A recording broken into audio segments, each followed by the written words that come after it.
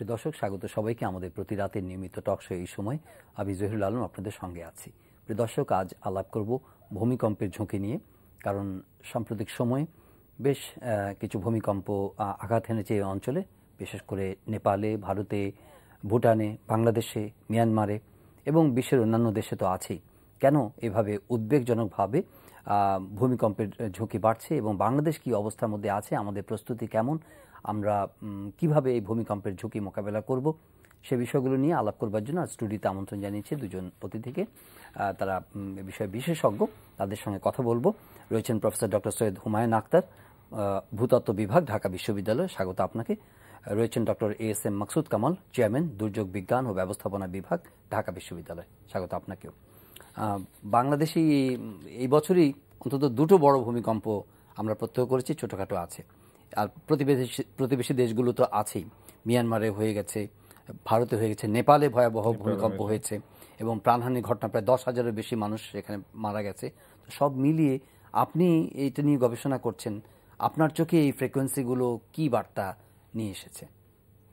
গত বছরে 25 এপ্রিল নেপালে ভয়াবহ ভূমিকম্প হয় এবং তারপরে এ পর্যন্ত দেখা যাচ্ছে যে মোট 3টা এই অঞ্চলে, এবং চিটাগাং যে বেল্ট, সেসমিক বেল্ট, সেখানে আমরা দেখছি যে জানুয়ারি মাসে মণিপুরে একটা ভূমিকম্প হলো 7.2 এবং পয়লা বৈশাখের আগের দিন 13 তারিখে সেখানে 6.9 ভূমিকম্প হলো এবং এই ভূমিকম্পে বেশ অনেকক্ষণ স্থায়ী ছিল, প্রায় 50 সেকেন্ড।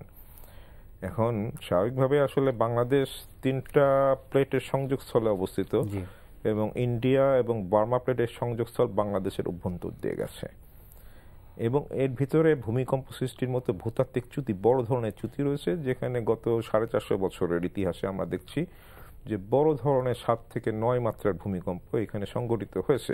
ইতিহাসে এটা রয়েছে 450 বছর আগের কথা, 450 বছরের মধ্যে, গত 450 বছরের মধ্যে। তার মধ্যে যেরকম একটা হচ্ছে আপনার চিটাং থেকে আপনার আরাকান পর্যন্ত কোস্টে যে 1762 সালের 2 এপ্রিল যে ভূমিকম্পটা হয় বিকেল 5টার সময়, সেটা ছিল 8.5 মাত্রা থেকে 9 মাত্রার ভূমিকম্প এবং সেটা ওই অঞ্চলে চিটাং থেকে আপনার আরাকান পর্যন্ত ভূপৃষ্ঠের ব্যাপক পরিবর্তন সাধন করে এবং সেন্ট মার্টিন আইল্যান্ড ওই ভূমিকম্পের ফলে 3 মিটার উপরে উঠে যায়। তার আগে এটার অস্তিত্ব ছিল না, এটা একটা ডুবন্ত একটা দ্বীপ ছিল। তো দেখা যাচ্ছে যে আমাদের অঞ্চলে আসলে এর আগে অতীতে বড় ধরনের ভূমিকম্প হয়েছে। এখন নতুন করে ওই যে 400-450 বছর আগে যে বড় বড় ভূমিকম্প হয়েছে, ওই সময় যে শক্তিটা ছিল সেই শক্তি সে বের করে দিয়েছে, এখন নতুন করে আবার ওখানে শক্তি সঞ্চিত হয়ে আসছে। এর বাইরেও কতগুলা এলাকা রয়েছে, যেরকম মনে করেন যে আপনার সীতাকুণ্ড থেকে শুরু করে ফেনী হয়ে, ব্রাহ্মণবাড়িয়া হয়ে, কুমিল্লা দিয়ে আপনার হচ্ছে সিলেট, হবিগঞ্জ, এই পর্যন্ত প্রায় 300-400 কিলোমিটার দৈর্ঘ্যের একটা বেল্ট, যেখানে গত 1000 বছরে বড় ধরনের কোনো ভূমিকম্পের রেকর্ড নেই আমাদের ইতিহাসে। এবং আমাদের যে জিপিএস, গ্লোবাল পজিশনিং সিস্টেম, সেখানে আমরা দেখছি যে এই ইন্ডিয়া প্লেট এবং বার্মা প্লেট পরস্পরের প্রতি যে কনভার্সন রেট, মিলিত হওয়ার যে রেট, এটা হচ্ছে প্রতি 100 বছরে 1.5 মিটার। তাহলে 1000 বছরে কি হচ্ছে যে আপনার 15 মিটার স্থানচ্যুতি হওয়ার মতো সে শক্তি অর্জন করে ফেলেছে।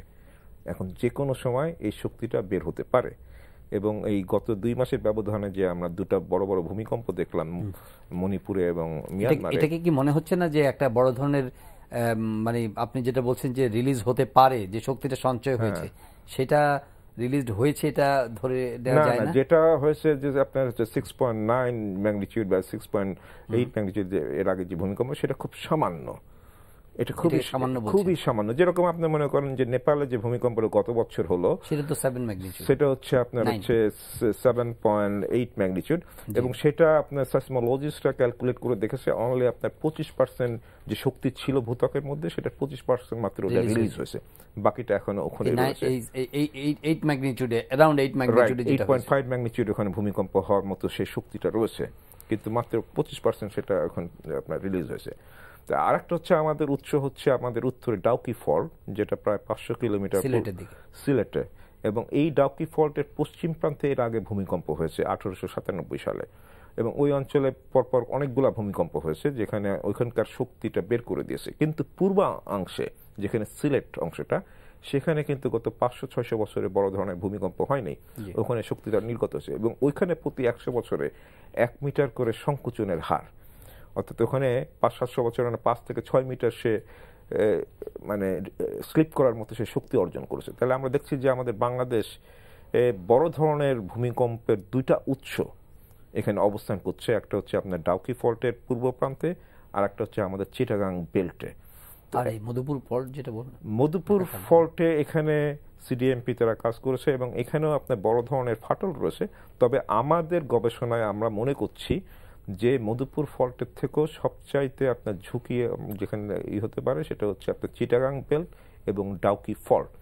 এইখানে আপনার প্রচুর পরিমাণ শক্তি নির্গত মানে সঞ্চিত হয়ে রয়েছে, যেখানে চিটাগাং বেল্টে 8.5 থেকে 9 মাত্রার ভূমিকম্প এখানে সৃষ্টি হতে পারে এবং ডাউকি ফল্টের ইস্টার্ন সাইডে এখানে 8 মাত্রার ভূমিকম্প হতে পারে। এবং এইটার উপরে আমরা আমাদের গবেষণাপত্র আমরা নেচার জিও সায়েন্সে আমরা পাঠিয়েছি এবং আগামী 1 মাসের মধ্যে এটা প্রকাশ হবে। তাহলে দেখা যাচ্ছে যে সামগ্রিকভাবে আমাদের দুইটা দিক থেকে থ্রেট। এবং আপনি যদি আরেকটা জিনিস দেখেন যে আমাদের যত গ্যাস ফিল্ড সেগুলো হচ্ছে সিলেট অঞ্চলে, সিলেট, ব্রাহ্মণবাড়িয়া, ফেনী এই অঞ্চলে, এবং আমাদের পাওয়ার প্লান্ট যেটা সেটা আশুগঞ্জ পাওয়ার প্লান্ট সেটা এই বেল্টে, আমাদের আশুগঞ্জ যে সার কারখানা সেটা এই বেল্টে, এবং অন্যান্য যেসব হেভি ইন্ডাস্ট্রি সেটা এই বেল্টে। এবং এই বেল্টে যদি 8.5 থেকে 9 মাত্রার ভূমিকম্প যেটা হওয়ার কথা আমরা বলছি সেটা যদি ভবিষ্যতে হয়, তাহলে এই যে আপনার যে আমাদের যে ইন্ডাস্ট্রিগুলা সেটা গ্যাস ফিল্ডগুলা সেগুলো সম্পূর্ণভাবে ধ্বংস হওয়ার সম্ভাবনা রয়েছে এবং এটার উপরে আমাদের অর্থনীতি অনেকাংশে নির্ভরশীল। এবং এখান থেকে ঢাকাটাও খুব একটা বেশি দূরে না, এবং ঢাকা যেহেতু খুব আপনার জনবহুল এবং আপনার আনপ্ল্যান, অতএব এখানে আপনার দেখা যাবে যে আপনার প্রচুর ক্ষয়ক্ষতি হচ্ছে। আপনি এই জায়গাটাই আমরা জানতে চাই, আপনি দুর্যোগ বিজ্ঞান ও ব্যবস্থাপনা বিভাগের চেয়ারম্যান হিসেবে এই যে ঝুঁকির কথা বলা হচ্ছে, দুশ্চিন্তার কথা, উদ্বেগ মানুষের মধ্যে, বিশেষ করে 2 জানুয়ারি এবং এই 1 বৈশাখের আগের রাতে যে ঘটনাটি ঘটলো তাতে কিন্তু মানুষের মধ্যে কিন্তু সাংঘাতিক মানে প্যানিকড হয়ে গেছে কিন্তু না, হাউ টু ডিল উইথ এই ঝুঁকি তো আমরা আছে, এবং উনি বললেন পটেনশিয়াল ঝুঁকি যে কোনো সময় আঘাত করতে পারে। কিভাবে আমরা ঝুঁকি মোকাবেলা করব?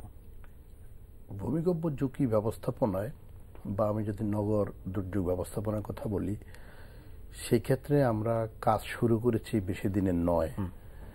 এটি সরকারের সার্বিক দুর্যোগ ব্যবস্থাপনা কর্মসূচি সিডিএমবি যেটি ছিল তখন থেকে কিন্তু এই বিষয়ে কাজ শুরু হয়, এবং তখন যেটি সরকারের ডিসিশন মেকার আছে এবং জনগণকে সচেতন করার কাজ ধীরে ধীরে এই পদক্ষেপগুলো হাতে নেওয়া হয়।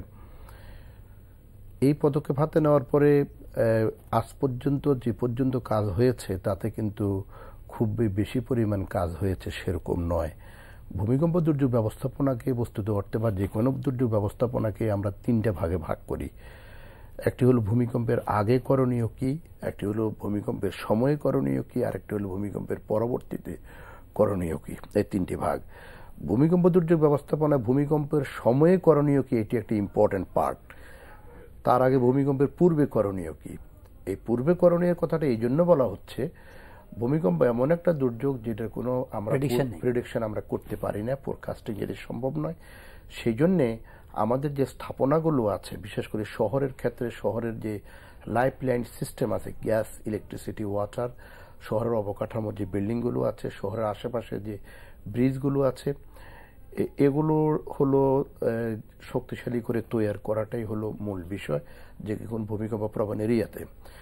আর একটি যেটিকে আমরা মিটিগেশনের পার্ট বলি, আর একটা বড় বিষয় হলো এখানে নগর যে পরিকল্পনা, নগর পরিকল্পনার মধ্যে দুর্যোগ ব্যবস্থাপনাকে সন্নিবেশ করে পরিকল্পনা প্রণয়ন করা।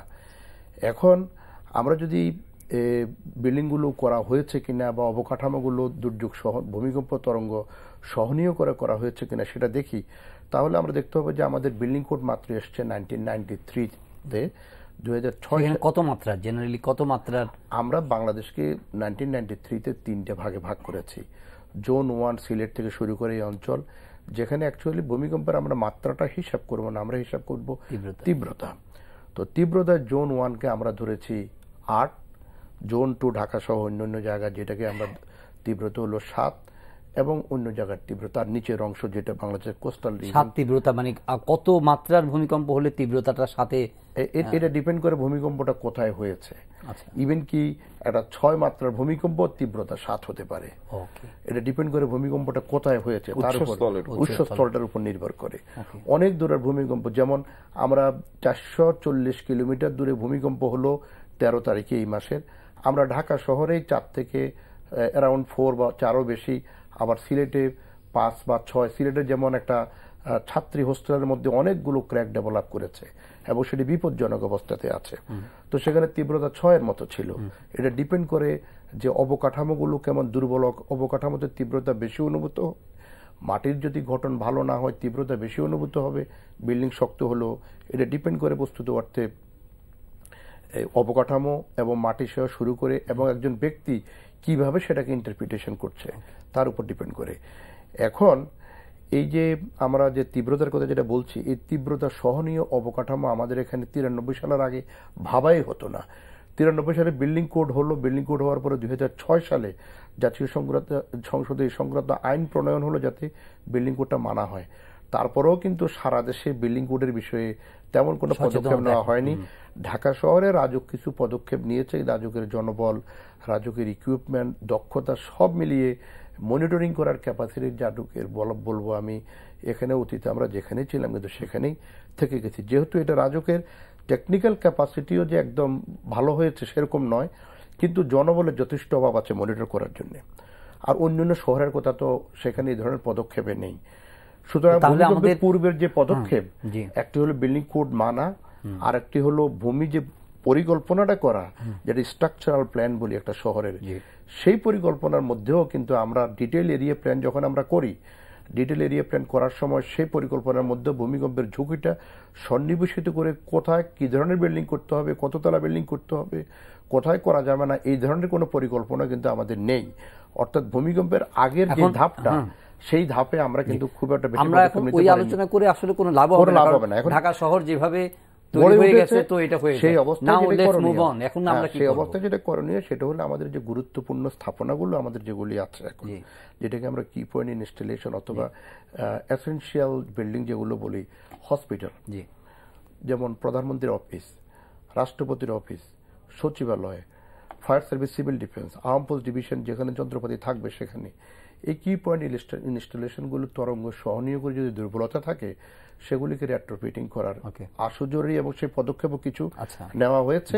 পাশাপাশি ভূমিকম্প চলাকালীন সময়ে মানুষের করণীয়টা কি এই বিষয়ে স্কুল পর্যায়ে থেকে শুরু করে প্রাতিষ্ঠানিক পর্যায়ে সবগুলো জায়গাতে আপনার এই অফিসেও সেটা জানানো দরকার যে এই অফিসের কোন জায়গাটি সবচেয়ে বেশি নিরাপদ সেটা আগে থেকে জেনে রাখা উচিত। এবং ইভ্যাকুয়েশন, মানুষ কোন পথে নেমে যাবে, কিভাবে নামবে, সেটিও কিন্তু মহড়ার প্রয়োজন। এটা হলো প্রাতিষ্ঠানিক মহড়া, স্কুল পর্যায়ে মহড়া, সব পর্যায়ে যদি আমরা এই বিষয়টিকে নিয়ে আসি জনসচেতনতা বৃদ্ধি পাবে এবং সেটি তার মাধ্যমে দিয়ে যে একটা মাঝারি মাত্রার ভূমিকম্পে হয়তো বা বিল্ডিং ভাঙবে না, কিন্তু আমরা যদি জনসচেতনতা যদি আমাদের না থাকে তাহলে ক্ষয়ক্ষতি হওয়ার আশঙ্কা আছে। যেমন ছাত্ররা চট্টগ্রাম বিশ্ববিদ্যালয়ে লাফিয়ে পড়ে নিচে পড়েছে, সেখানে কেউ আহত হয়েছে। তো এই জনসচেতনতা বৃদ্ধি করা দরকার এবং কন্টিনজেন্সি প্ল্যান, অর্গানাইজেশনের পরিকল্পনা থাকা উচিত, তাদের করণীয় কি। আর ভূমিকম্পের পরবর্তীতে যে সার্চ অ্যান্ড রেস্কিউ অপারেশন, এটা একটু শুনবো আপনার কাছে। আমি ডক্টর সৈয়দ হুমায়ুন আখতারের কাছে একটু জানতে চাই যে নাগরিকদের যে সাধারণভাবে এখন ঘরে ঘরেই ভূমিকম্প আতঙ্ক, তাদের জন্য কি পরামর্শ? তারা ধরেন, উনি তো বললেন যে একটা ইনফ্রাস্ট্রাকচারাল ক্যাপাসিটি, আমাদের জাতীয় প্রস্তুতি এবং কি পয়েন্ট ইনস্টলেশনের কথা বললেন বা কিভাবে আমরা এটা ফাইট করব, কমব্যাট করব, কিন্তু কমন সিটিজেন যারা হয়তো খুব আগ্রহ নিয়ে এই অনুষ্ঠান দেখছে, তাদেরকে কিভাবে এলিভিয়েট করতে পারে, সেটাতেই আসলে জোর দিতে চাই এবং ওটাই ফোকাস হওয়া উচিত। আসলে আমাদের যে ঢাকা সিটির যে সোশিও ইকোনমিক এবং যে স্ট্রাকচারাল যে গঠন, অর্থাৎ বিল্ট এনভায়রনমেন্ট, এটা রাতারাতি বা 50 বছরও চেঞ্জ করা যাবে না। এর ভিতরেই আমাদের বসবাস করতে হবে। এবং ভূমিকম্প যেহেতু ফ্রিকোয়েন্সি দেখা যাচ্ছে বাড়ছে এবং আগের থেকে বেশ স্থায়িত্বও বেশি এবং শক্তিটাও বেশি দেখা যাচ্ছে, অতএব এর ভিতরে আমাদেরকে কতগুলা বিষয় দেখতে হবে যে এর ভিতরে আমরা কিভাবে নিজেদেরকে মানে নিরাপদ রাখতে পারি, কোপ করে চলতে পারি। সেটা আমি যেটা মনে করি যে এই ব্যাপারে জনগণকে ব্যাপকভাবে সচেতন হতে হবে। এবং এটা কিভাবে করা সম্ভব, এটা যদি আমি 1 মাস থেকে 3 মাসের একটা প্রোগ্রাম নিই, যে হ্যাঁ, যেটা প্রফেসর মাকসুদ কামাল বললেন যে প্রত্যেকটা বাড়িঘর, অফিস আদালতের মধ্যে কিছু না কিছু জায়গায় একটা নিরাপদ জায়গা আছে, সেগুলোকে আইডেন্টিফাই করা, এবং কিভাবে 2-1 কদমের মধ্যে যখন ভূমিকম্পন সে ফিল করবে, তখন 2-1 কদমের মধ্যেই সেই নিরাপদ জায়গায় আশ্রয় নেবে কিভাবে, সেটাকে যদি আমরা অ্যানিমেশনের মাধ্যমে, যদি ইলেকট্রনিক মিডিয়াতে যদি আমরা প্রচার করি, এবং এই অ্যানিমেশনটা যদি কোনো পণ্যের বিজ্ঞাপন যারা দেন, তারা যদি তাদের একটা অংশ যদি এখানে যদি তারা কনসেন্ট্রেট করেন বা ব্যয় করেন, তাহলে কিন্তু খুব সহজেই ড্যামেজ লিমিট করা যেতে পারে। হ্যাঁ, তাহলে খুব সহজেই আমরা কিন্তু সাধারণ মানুষকে, নগরবাসীকে আমি বোঝাতে সক্ষম হব যে ভূমিকম্পের সময় আমি কত দ্রুত এবং কোন জায়গাগুলো নিরাপদ সেইখানে আমরা পৌঁছাতে পারি 2-1 কদমের মধ্যে। যেটা এর আগে আমরা দেখেছি যে বিগত ভূমিকম্পগুলোতে যে তাড়াহুড়া করে নামতে যেয়ে অনেকে মারা গেছে, যেটা এখানে কোনো অবস্থাতেই সেটা মারা যাওয়ার কথা না। নেপালে ভূমিকম্প হলো 720 কিলোমিটার দূরে, সেখানকার কম্পনের কারণে এখানে তো মারা যাওয়ার কথা না, কিন্তু ওই যে স্ট্যাম্পেড হয়ে তাড়াহুড়া করে নামতে যেয়ে মারা গেছেন তারা। তো এইটা যদি আমরা ওই জিনিসটা না করতাম, তাহলে কিন্তু এইটা মৃত্যুটা হতো না। সেটাই যদি আমরা মনে করেন যে আমাদের কাঠামো যত দুর্বলই হোক না কেন, ইভেন ব্রিক মেশিনারি, তার মধ্যে আমাদের যেসব ফার্নিচার রয়েছে, কাঠের ফার্নিচার, ছোট স্পেস রয়েছে, সেইখানে দেয়ালের কর্নারে বা সে টেবিলের নিচে যদি আমাদের হেড অ্যান্ড চেস্ট, মাথা এবং যেটা ভাইটাল অর্গান, সেটাকে যদি আমরা নিরাপদে রাখি, তাহলে বাকি অংশে হয়তো আমাদের উপর থেকে কিছু ফলেন অবজেক্টে আহত হতে পারে, কিন্তু আমাদের ভাইটাল পার্টটা সেফ থাকবে। সে ধরেন যে একটা ডাইনিং টেবিল আছে, শক্ত একটা ডাইনিং টেবিল, এরকম কি হতে পারে যে উনি ডাইনিং টেবিলের নিচে আশ্রয় নিলেন? সেটাই বলছি, সেখানে চাইলে সরাসরি তার অবজেক্ট উপর থেকে ফলেন অবজেক্ট তার উপরে পড়ছে না। বলছেন যে মানে কলামের কাছাকাছি, সেখানে কোথায় কিভাবে সে আইডেন্টিফাই করবে যে এই জায়গাটা? সেই জিনিসটাই হচ্ছে আমাদের সরকার থেকে বা বিশেষজ্ঞ মহল থেকে একটা সুনির্দিষ্ট একটা দিক নির্দেশনা আসবে যে হ্যাঁ, এই জায়গাগুলো হচ্ছে নিরাপদ। সেই জিনিস এখন এই যে আমি যে জিনিসটা বললাম, এটা যে 1 থেকে 3 মাসের একটা প্রোগ্রাম যদি এভাবে নেওয়া যায়, তাহলে পিপুলকে অ্যাওয়ার করা যায় যে হ্যাঁ, এইগুলা নিরাপদ এবং এইভাবে নিরাপদ আশ্রয়ে যাওয়া যায়। কিন্তু এটাই কিন্তু যথেষ্ট না। ভূমিকম্প যখন হবে তখন কিন্তু আমি ভূমিকম্প বিষয়ে কথা বলি, আমিও কিন্তু স্বাভাবিকভাবে আতঙ্কিত হব। এটার জন্য দরকার একটা মানসিক প্রস্তুতি দরকার, মানসিকভাবে আমাকে প্রস্তুত হতে হবে। এবং সেইটার জন্য দরকার, যেরকম এই যে গত ভূমিকম্পে আমি যেটা মনে করি যে এটা যখন শেকিংটা শুরু হলো, তারপর একটু পজ দিল, থেমে গেল, মনে হলো যে ভূমিকম্পটা থেমে গেল। তারপরে যখন শুরু হলো তখন কিন্তু এটা অনেকক্ষণ কন্টিনিউ করলো। এবং অনেকে যারা এই যে আমি যে কথাটা বললাম যে তাড়াহুড়া না করে, হুটাপাটা না, আতঙ্কিত না হয়, নিরাপদ আশ্রয় নেওয়া, অনেকে হয়তো ওইভাবে আশ্রয় নিয়েছেন, কিন্তু যখন দেখছেন যে এটা অনেকক্ষণ কন্টিনিউ করছে, তখন কিন্তু সে সেকেন্ড থট দিচ্ছে যে আর বুঝি এখানে থাকা নিরাপদ হবে না, তখন হয়তো আবার ওখান থেকে সে মুভ করেছে, যেটা হয়তো সেটা একটা রং ডিসিশন। এখন শুধু আমি এইটা করলেই হবে না, আমাকে মানসিকভাবে প্রস্তুত হতে হবে। সেটা কি? সেটা একমাত্র হচ্ছে মহড়া। আমি যদি ভূমিকম্পর মহড়া, এই যে ঢাকা শহরে এতগুলো ওয়ার্ড আছে, এই একটা ওয়ার্ডে যদি আমি একটা সাইরেন দিই যে হ্যাঁ, এটাই হচ্ছে ভূমিকম্পের সিগন্যাল, তাহলে ওই সময়ে তার আগে আমাকে এই প্রস্তুতিটা নিতে হবে, যেটা প্রফেসর মাকসুদ কামাল বললেন যে ভূমিকম্পের 3টা পর্যায় রয়েছে। ভূমিকম্পের পূর্বে কি করণীয়, ভূমিকম্পের সময় কি করণীয়, এবং ভূমিকম্পের পরবর্তীটার উপর আমি এখন গুরুত্ব দিচ্ছি না। আমি দিচ্ছি হচ্ছে ভূমিকম্পের আগে এবং ভূমিকম্পের সময় আমাদের কি করা, আগের গুরুত্বটা সেটা। কারণ এখানে যদি আমার জানমাল যদি ন্যূনতম নিয়ে আসতে পারি, তাহলে পরবর্তীকালে তো আমাদের সেইটা এফোর্টটা কমে গেল। তাহলে আমি এখানে আমি শেষ করে নিই যে তাহলে আমি যদি এটা মহড়া দিয়ে যদি আমি মানসিকভাবে প্রস্তুত করে নিই, তাহলে কিন্তু ভূমিকম্প যখন হবে তখন কিন্তু আমি সঠিক সিদ্ধান্তটা নিতে পারবো। আপনি বাকি অংশ বলছিলেন যে ভূমিকম্পের পরবর্তী কি করণীয়, সে সম্পর্কে যদি একটু ধারণা দেন। এর আগে একটু বলে নিই আমি, প্রফেসর হুমায়ুন আখতার স্যার যেটা বলছিলেন যে মহড়া, এই মহড়াটা ভিন্ন ভূমিকম্পের বিষয়ে কিন্তু প্রস্তুত করা সম্ভব নয়। এবং এই মহড়াটা সকল পর্যায়ে, যেমন উনি ওয়ার্ড পর্যায়ের কথা বলেছেন, এই যে আপনার যে এনটিভি ভবন, এই এনটিভি ভবনের নিজস্ব আপনারা যারা এখানে আছেন তাদের জন্য একটা মহড়া দরকার, এবং এই বিল্ডিংটির জন্য বা এই প্রতিষ্ঠানটির জন্য কিন্তু একটা কন্টিনজেন্সি প্ল্যানের প্রয়োজন। তারা ভূমিকম্পের সময় কি করবে এবং ভূমিকম্পের পরবর্তী সময়ে কি করণীয় আছে তাদের, অর্থাৎ কম্পন যখন থেমে যায়। এই জন্য প্রত্যেকটি বেসরকারি প্রতিষ্ঠান থেকে শুরু করে সরকারি প্রতিষ্ঠান এবং জনগোষ্ঠী এখানে সকল পর্যায়ে একটি সমন্বিতভাবে কাজ যদি করা যায়, তাহলে পরে ডিউরিং আর্থকুয়েক, সেখানে মানুষের জানমালের যে ক্ষয়ক্ষতি, সেই ক্ষয়ক্ষতিটা বিশেষ করে জীবনের ক্ষয়ক্ষতিটা কমিয়ে আনা সম্ভব হবে। এই পরিকল্পনার সূচনাটা কোথায় হবে? এই পরিকল্পনার সূচনাটা প্রত্যেকটি গভর্নমেন্ট অফিস থেকে, যেটি আমাদের ministry of disaster management and relief অথবা DDM, department of disaster management, তারা কিন্তু এটা সূচনা করবে। এবং আমাদের ডিজাস্টার ম্যানেজমেন্ট অ্যাক্ট যেটি আছে, এই অ্যাক্টে প্রত্যেকটি প্রতিষ্ঠানের বিষয়ে এই বিষয়গুলো কিন্তু পরিষ্কারভাবে বলা আছে। প্রত্যেকে তার নিজস্ব পরিকল্পনা প্রণয়নের কথা। এবং তার মধ্যে এখনই একটা ক্যাম্পেইন শুরু করা দরকার। একটা অ্যাক্ট কিন্তু আমাদের আছে অলরেডি, 2012 সালে আমাদের অ্যাক্ট হয়েছে। সেই অ্যাক্টের আওতায় এই সেফটির বিষয়টা কিন্তু সেখানে বলা হয়েছে কি কি করণীয়। এখন অ্যাক্টটাকে কার্যকর করলে পরেই কিন্তু এই বিষয়গুলো সবগুলো এসে যায়। কিন্তু গভর্নমেন্টের এখন যেটা উচিত সেটি হলো অ্যাক্টটাকে কার্যকর করা। 2012 সালে অ্যাক্ট হওয়ার পরে অ্যাক্টের উপর ভিত্তি করে করণীয়গুলো আমরা কোনো পর্যায়ে খুব একটা বেশি দেখিনি। তো এটি হলো মহড়ার বিষয়। আরেকটি বিষয় হলো একটু জাস্ট অ্যাড করার জন্য, যে কলাম এবং বিমের সংযোগস্থল কোথায় আছে একটা ঘরে, এটা কিন্তু মানুষ পরিষ্কারভাবে জানে যিনি বসবাস করেন। তো ভূমিকম্প হলে সাধারণত বলা হয় কলাম এবং বিমের যে সংযোগস্থল সেই জায়গাটা রিলেটিভলি নিরাপদ। এটাকে আমরা আমাদের পরিভাষায় বলে ট্রায়াঙ্গল অফ লাইফ। সেখানে একটা ভ্যাকুয়াম থাকে, খালি জায়গায় পড়ে থাকে, সেখানে গিয়ে মানুষ দাঁড়িয়ে থেকে বা বসে ওই খালি জায়গায় বসে থাকতে পারবে। তার হয়তো বা মাথাটাকে যদি রক্ষা করা যায়, সেখানে 3 দিন 4 দিন একজন মানুষ বেঁচে থাকাটা অস্বাভাবিক কিছু নয়।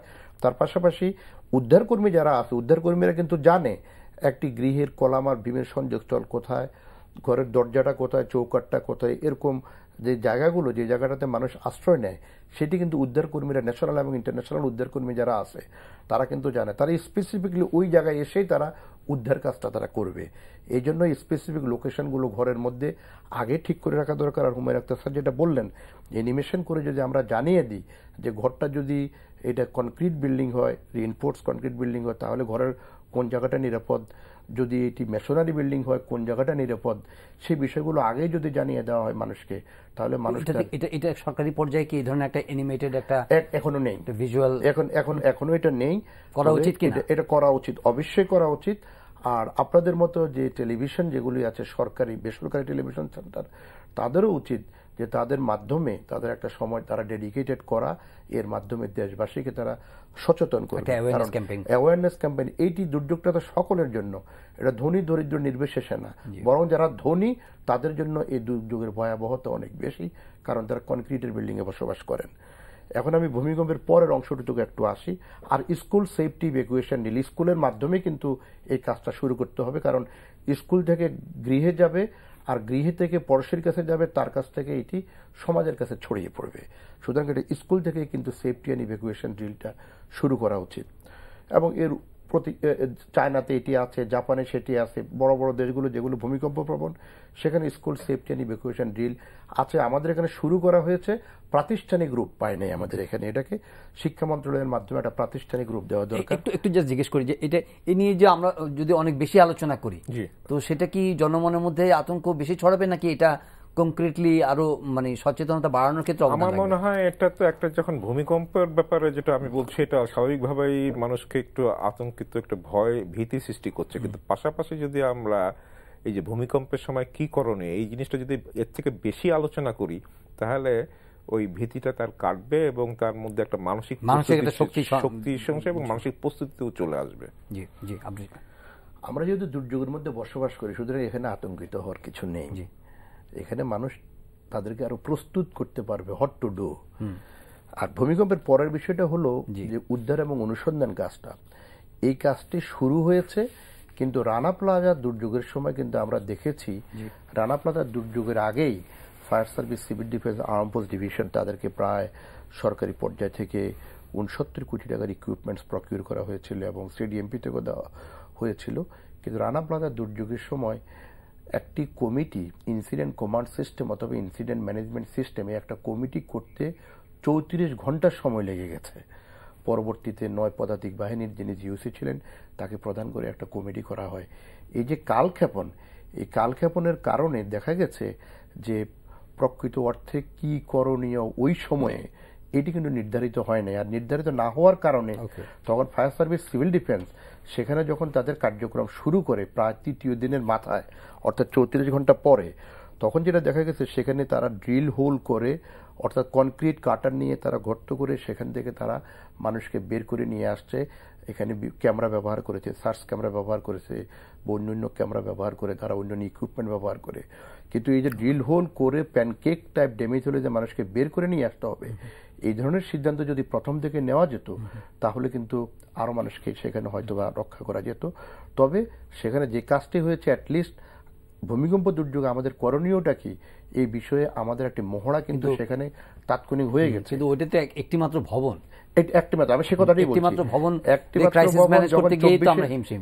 এই মাসে সেটা আমাদের একটা শিক্ষা দিয়েছে, সেটা শিক্ষা দিয়ে মহড়া কিন্তু হয়ে গেছে আমাদের এই মাসের 24শে এপ্রিল সেটা হয়েছে। এবং আমরা দেখেছি যে পরবর্তী মাঝামাঝিতে গিয়ে সেখানে আমরা উদ্ধার কার্যকে আমরা অ্যাবান্ডন ঘোষণা করেছি। দীর্ঘ সময় একটি ভবনের জন্য আমাদের লেগে গেছে, কিন্তু সেখান থেকে আমরা যে লেসনটা পেয়েছি সেই লেসনটা দুর্ভাগ্যজনক হলো কেউ পরিষ্কারভাবে সেই লেসনটাকে কিন্তু গ্রহণ করেনি এবং কেউ একটা গবেষণা কাজও করেনি, বিশেষ করে সরকারি প্রতিষ্ঠান যারা এই কাজটি করা দরকার। এটা ministry of disaster management relief বলেন অথবা ডিডিএম বলেন যে এখানে দুর্বলতা কোথায় ছিল এবং সবলতা কোথায় ছিল, পরবর্তী কোন কোন জায়গায় আমাদেরকে শক্তিশালী করা দরকার। আমি এই ইয়েতে কাজ করি, আমি নিজে ব্যক্তিগতভাবে দেখিনি স্ট্রেংথেন করার জন্য আরবান ডিজাস্টার ম্যানেজমেন্ট ক্ষেত্রে কি পদক্ষেপ নেওয়া দরকার ওই আলোকে। এখন সাজেশনটা হলো যে যে কোনো মুহূর্তে ভূমিকম্প হতে পারে, যে এখনকার প্রস্তুতি জাস্ট ভূমিকম্পের সময়ে আর ভূমিকম্পের পরবর্তী সময়েও কিন্তু আমাদের প্রস্তুতি খারাপ না। ইতিমধ্যে ফায়ার সার্ভিস, সিভিল ডিফেন্স একটা ইয়াকে বলে তারা একটা প্রশিক্ষণ পেয়েছে, এটাকে হোপ ডাক্তাররা প্রশিক্ষণ পেয়েছে, যেখানে collapse disaster search and rescue অপারেশনের প্রশিক্ষণ তারা পেয়েছে প্রায় 200 জনের উপরে। এইভাবে কিন্তু আমাদের একটা গ্রাউন্ড ওয়ার্ক যেটি হওয়া দরকার সেটা কিন্তু আমাদের হয়ে গেছে। এখন আপ স্কেলিং করার কাজটা আমাদের দরকার। আমরা বহুদিন আমরা তো জানি ট্র্যাডিশনাল নলেজ এটা যে ভূমিকম্পকে পূর্বাভাস নেই কোনো, কিন্তু নাসার সঙ্গে অ্যাফিলিয়েটেড কোনো একজন আমেরিকান আসছিলেন কিছুদিন আগে, বলছিলেন যে তারা একটা সংগঠন থেকে নর্থ আমেরিকান বেল্টে বা সাউথ আমেরিকান বেল্টে তারা ভূমিকম্পের প্রেডিকশন দেওয়ার জন্য একটা টেকনোলজি উদ্ভাবন করছে। এরকম কিছু কোনো নলেজ আমাদের এদিকে আসছে কিনা, যে হয়তো এটা আস্তে আস্তে দেরি হবে কিন্তু কিছু ডেভেলপ হচ্ছে কিনা? কোনো না, এটা গত বছরে আমি পেপারে দেখেছি বা আপনাদের মনে হয় এনটিভিতে এটা নিয়ে আপনার প্রোগ্রাম করেছিলেন যে আমেরিকান একটা কোম্পানি তার একটা ডিভাইস করেছে। আসলে সেটা একটা বিজনেস, যে তাদের একটা ডিভাইস বিক্রি করার জন্য। এখন পর্যন্ত আসলে টেকনোলজি বা এই আর্থকুয়েক প্রেডিকশন সায়েন্স এত ডেভেলপ করে নাই যে আপনার আগে থেকে একটা প্রেডিকশন দিতে পারে।